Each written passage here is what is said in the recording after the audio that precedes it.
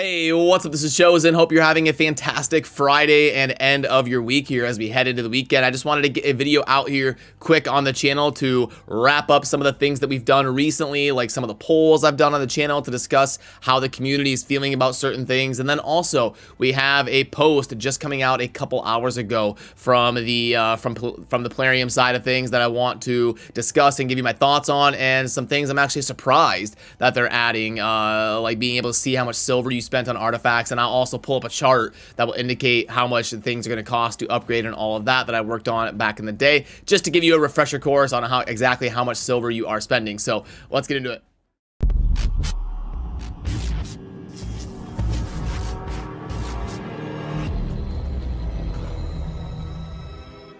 Alrighty, so first of all, as you can see just to the side of me, the 10X is live in game here over the weekend. This is perfectly normal. This is what we expected. We expected it to go 2X, 10X, 2X, 10X, and this is our normal standard 10X format that all of you are used to by now. I talked about it in yesterday's video, but really, even though all of these champions are good, just the way the summoning landscape has been the last few months, I don't anticipate a lot of people pulling for this 10X. Outside of people that are really close to their Mercy on Voids, then maybe it would make sense to go for Krisk for some people out there, but I don't anticipate this one to be super active. Worth noting, there is an epic down there right here. I believe this is Dwaydan. Yeah, Dwaydan from the new faction. So just something to take note of there is an opportunity for a boosted chance to get an epic from the new faction that's pretty decent. But now I want to pull up this post from Plarium early with a touch on the quality of life improvements coming in the upcoming update. Number one, a Doom Tower Secret Rooms update where that once you complete all available champion fragments in a secret room, you will now start earning forge materials instead. So that is definitely a good change, and it makes the investment into some of those rares and epics and special champions that you really only use for secret rooms to pay off a lot more. So that's good. And then we're getting an auto climb mode in the Doom Towers. So like early in the month when the Doom Tower resets and maybe you've got a bunch of stages that you already know you can beat in a normal or hard or whatever based on the progress of your account, what you're going to be able to do is enable auto climb, where I'm assuming it will just go to the next floor after you clear, and it will just keep spending all of your keys, but the boss floors and secret rooms will be different, and you will have to clear those. You'll have to actually initiate that, but like, so it'll go from like stage 1 to stage 9 with the auto climb mode, and then you will have to actually click on the boss fight to initiate that, because there's a boss fight every 10 stages. And then right here, the stage select update. This is something I've been giving them feedback for years. There needs to be like a panel you can pull up where it just shows all of your most recent battles. So like instead of having to click campaign and scroll through and go to stage 12 and then pick the difficulty and go to the stage, like you just need to be able to pull up the battle panel, and it shows your most recent campaign stage, your most recent stage of each dungeon. You can just click go without even having to navigate any maps or at all. And maybe that can be a feature that unlocks at level 40 or something for accounts once they're familiar with the game, so it's not confusing for new players and stuff, but that should absolutely be a feature in the game. And they've been kind of starting to roll things like that in, where like when you click on battle, maybe I can show you here, I can show you, this is something that was added, and it's a feedback that I know a few of us have been giving them. But so when you click on a battle down here, and then let me put down my camera. You can see that it says the quick travel there on the bottom left, and you click that to go straight to the last campaign stage you cleared. That's something that I wish was in the game for basically everything. You know, and I know a lot of times I've heard feedback from some people that like, oh, I don't remember if I do stage 24 or 25 on the Fire Knight, and then my team ends up getting owned, and I'm like, oh crap, that's right, I do 24, not 25 in this dungeon. So things like that would really help. It should also show your best team that you've used. Like whatever your fastest clear time, it should save that on your account, and then that should be like a separate page you can pull up. Kind of like a profile trophy room where it shows your best times in every single stage of the game and what champions you were using at the time.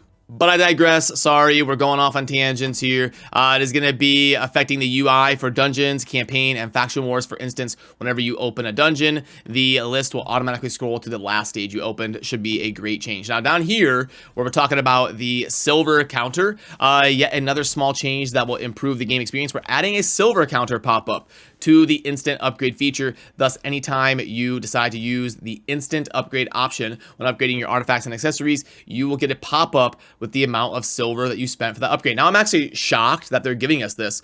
Usually, games want to kind of keep you in the dark. Like, they don't want you to know that you spent 2 million silver upgrading that one piece to level 16. They want to keep that kind of a secret. They just want you to forget about the resources you spent. So I'm actually, like, you know, if we're gonna hate on Plarium for the things that they do that are wrong, I gotta give them credit here, because I'm actually shocked they're giving that to the player base and not just trying to kind of hide that information like they do. I always criticize them for the mercy counter. We need to be able to see where we freaking stand on the mercy counter, but it's hidden from us for a reason. So I'm surprised that in this case they are actually going to give it to us, but I think that's good. More feedback for the players is always going to be something I'm in favor of.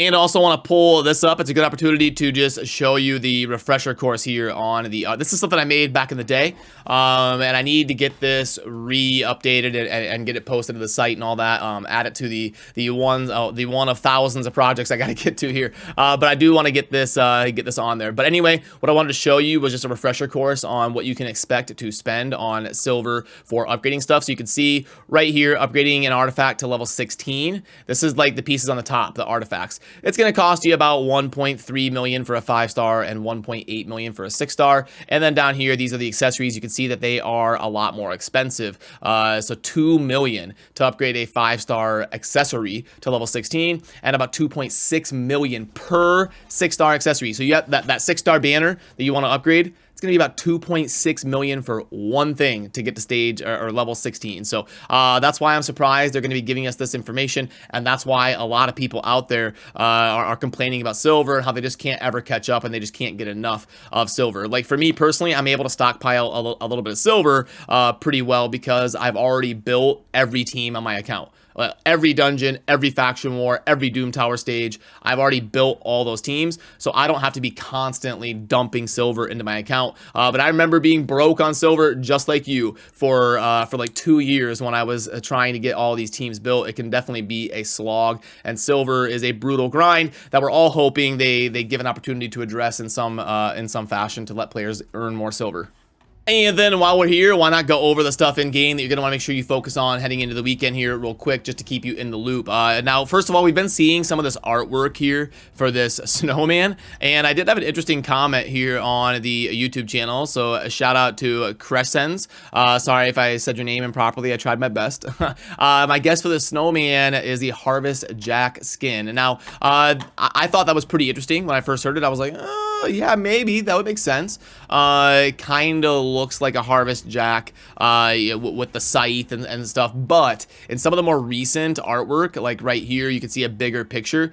I don't know that this would make sense for Harvest Jack because it's got this shield over here, and that doesn't seem to really fit the aesthetic of Harvest Jack. If we pull him up here, Harvest Jack, and right here, yeah, we just see a two-handed scythe. There's no like shield, so I don't know if that would be the case, but I did think that was an interesting thing, and we've been kind of confused as to what the snowman artwork is going to mean. But anyway, as far as what you need to know for focusing on this weekend, the Ice Golem tournament is pretty normal. I would probably get to 1525 to at least scoop up your blessings mechanics here, your coins, and then after that, I mean, there's nothing wrong with scooping up some of the other stuff as well, but you don't need to be going super crazy. There's a tag arena tournament ending in a day. I would just do your normal fights and let it fall where it may, and then the classic arena will be starting tomorrow, and then obviously the events. The only thing live right now is the summon rush. If you happen to be pulling shards for Krisk or something, you'll double dip and get a few resources there. Then quickly here, as far as the offers are concerned, I'm not seeing anything super amazing or noteworthy. The offers haven't really been good lately. We haven't seen that like bombshell 3.0 offer or anything. The one people are probably going to be the most curious about is the special offer pack, especially if anybody's out there YOLOing for Crisp. It's at $30 though. I would say it should be $24.99, not $30. When we pull it up on the calculator, you can see it prices out as $35. Based on average Plarium value. So 35 versus 30, you're not really getting that much of a deal. I would like that to be a little bit more up in the 40s maybe to consider it a good offer compared to the landscape of stuff that we usually get. So unfortunately, again, nothing super great in the shop as we head into the weekend. And also, I promised we would go over some of the different polling we've done on the channel while we're here kind of discussing things. Your opinion on adding Ascension for artifacts that's going to be coming soon with that new Sand Devil dungeon where we farm up the oil to ascend artifacts. I'm going to be working on a collab with Cold Brew, I think, here later today. So that'll be really fun to deep dive into the math behind that dungeon. But basically, we're getting like a 30% positive viewpoint on the adding of Ascension, and then a big chunk of people at 42% saying they want to wait and see, with another 30% viewing it as a bad thing for the game. Is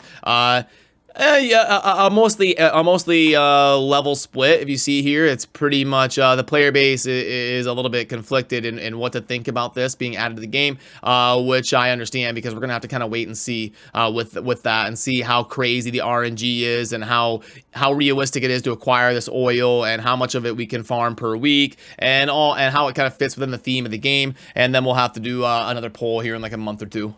And we also did a poll here about the champion skins, and it looks like about a 60-40 split over here on thinking that it's a great thing that they are cheaper, and then about 41% of people saying it's a little bit of a slap in the face to the people that paid full price for these exclusive visuals that they thought were going to be special, to then see them drop in price, which is kind of what I predicted. I thought that it would slightly shade towards this side, being in favor of them being cheaper, obviously, because the cheaper price for a skin, it means it's more realistic for more players to purchase it. So this poll kind of shaking out how we thought it would.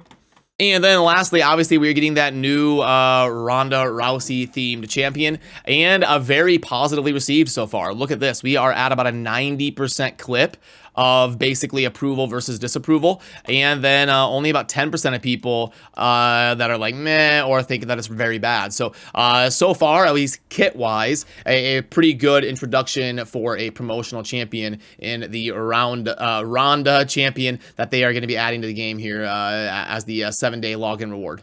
So all right, boom, that'll do it for this one. Good luck if you're pulling shards for the 10X. I may stream a little bit later on Twitch or YouTube, but I've got to run and work on some collabs and work on some different stuff going on. Obviously, there's lots of things happening right now as we head into the holiday season for Raid. But yeah, remember to subscribe on your way out if you enjoy daily Raid Shadow Legends content. Have a great weekend, and I will see you soon in the next video. Peace.